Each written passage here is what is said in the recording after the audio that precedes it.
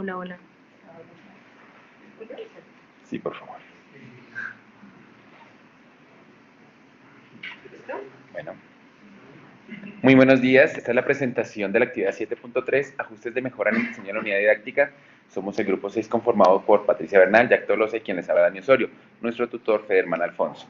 El contenido de la presentación, contextualizamos el tema y los objetivos de la unidad didáctica, hacemos una unificación de debilidades y fortalezas, mostraremos algunos ajustes generales y también unos ajustes a las tareas de aprendizaje, tareas 1.1, 1.2, 2.1. Aunque para la actividad se muestra en el documento ajustes a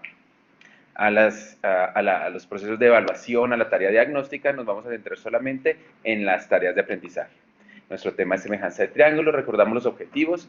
El primero apunta a la conceptualización, a la comprensión de los criterios de semejanza, y el segundo a utilizar la semejanza de triángulos para calcular distancias de difícil medición. Estos son unos ejemplos de algunas debilidades y fortalezas encontradas en la unidad didáctica. Por ejemplo, a nivel afectivo, encontramos fortalezas que el uso de un video pues, nos permitió reconocer de manera general el concepto, permitió que los estudiantes reconocieran de manera general el concepto de semejanza. Debilidades pues que no pudimos evidenciar en las tareas, pues las expectativas afectivas 1, 2 y 3 relacionadas con verificar resultados, expresar sus argumentos, valorar el orden de los procedimientos, pues porque en ningún momento se les pidió que se hiciera específicamente. Con relación a la motivación, tenemos como fortaleza que las tareas 1.1 y 1.2 permitieron que los estudiantes interactuaran con material concreto. Eso pues generó más motivación en el trabajo de la tarea. Debilidades, que el orden que se implementaron las tareas no fue el adecuado y no se permitió que una tarea fuera el apoyo y el punto de partida de la siguiente. A nivel cognitivo, por ejemplo, encontramos que la tarea 1.1 como una fortaleza, que fue la de mayor porcentaje de activación, ya que los estudiantes utilizaron los criterios que nosotros estábamos esperando a la formulación. Debilidades, que la unidad didáctica presenta debilidades en cuanto a la justificación de todos los procesos. Con relación a las expectativas de aprendizaje de orden superior, mostramos, por ejemplo, que la interacción contribuyó a los procesos de comunicación, a las capacidad matemática fundamental de comunicación, porque pues ellos siempre pudieron comparar y argumentar sus resultados de acuerdo a la interacción y al agrupamiento que planteamos. Debilidades con respecto a estas expectativas, que los estudiantes nunca utilizaron la representación simbólica, o sea, el uso de representaciones simbólicas formales, pues no estuvo presente en la unidad didáctica, aunque en nuestros criterios de logro sí lo contemplábamos. ¿Qué ajustes generales hicimos? Encontramos, por ejemplo, que el orden de las tareas no era el adecuado, por lo que habíamos dicho, no permitía que una tarea fuera apoyo y punto de partida de la siguiente, y esto nos afectó tanto a nivel de motivación, cognitivo y afectivo.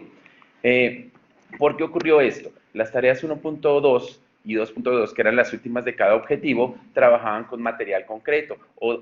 Por ejemplo, aquí trabajamos con material concreto y aquí íbamos directamente al fenómeno de la medición, que fue la de la medida del caño.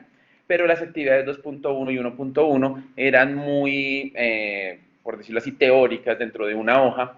Entonces decidimos pues cambiar el orden, colocar estas que tenían material concreto y que apuntaban a la medición del fenómeno.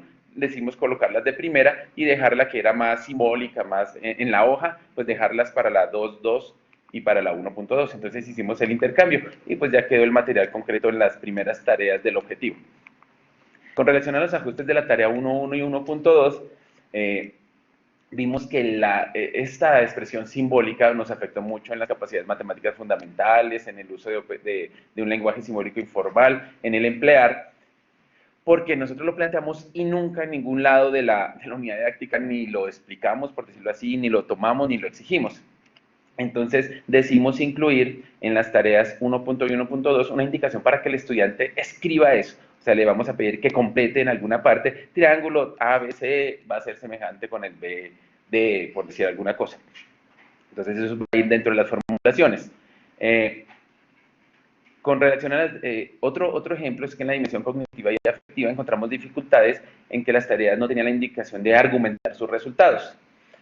Muchos se pasaron por alto eso y entonces daban simplemente un resultado numérico, pero nunca argumentaron. Entonces vamos a incluir como un ajuste unas tareas de una tabla de doble entrada donde el deba escribir pues sus procedimientos y la justificación del procedimiento que utilizó. Esto lo vamos a utilizar en todas las tareas. Estos son ejemplos de lo que hacían los estudiantes. Por ejemplo, esto es la representación de la tarea del caño, pero pues ellos por todo lado pues hacían las operaciones, pero en ningún lugar había una justificación. Digamos que aquí llegaban a un resultado, pero no había una justificación. Entonces vamos a incluir dentro de las hojitas que les vamos a dar pues una tabla de justificaciones para que escriban su procedimiento y al frente de su procedimiento pues las debidas justificaciones de por qué hizo lo que está aquí en el lado izquierdo. Pues en esa misma tablita va la parte de la representación simbólica donde dé lugar.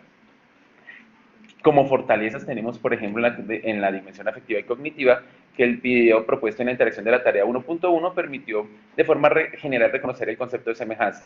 Entonces, como para potenciar esto, vamos a incluir en ese video pues, el uso de esa representación simbólica y cómo el usar esa representación simbólica les permite a los estudiantes como revisar nuevamente las correspondencias entre lados y de ahí plantear la proporción de la proporción que sale en los triángulos semejantes para poder encontrar el lado desconocido.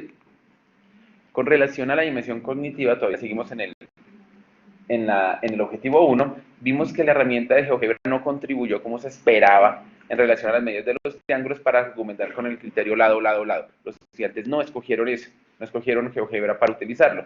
Estaba el camino, pero no lo escogieron. Entonces decidimos reemplazar esa aplicación en esa tarea por una presentación en PowerPoint donde hable de los criterios, pero sobre todo trabaja material manipulable donde se involucren los 3 criterios de semejanza para la justificación de estos criterios.